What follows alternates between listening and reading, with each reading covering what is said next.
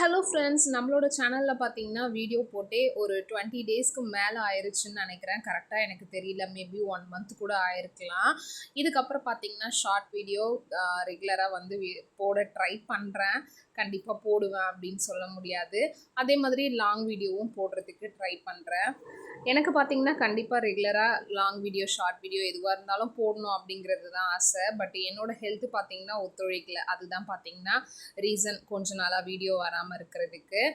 ரீசெண்டாக பார்த்தீங்கன்னா வேலூரில் இருக்கக்கூடிய ஜிஆர்டியில் கொஞ்சம் வெள்ளி பூஜை பொருட்கள் எல்லாம் வாங்கியிருந்தேன். நான் என்னென்ன திங்ஸ்லாம் வாங்கினேன் அப்படிங்கிறத கண்டிப்பாக ஒரு லாங் வீடியோவில் நான் அவங்க கூட ஷேர் பண்ணிக்கிறேன்.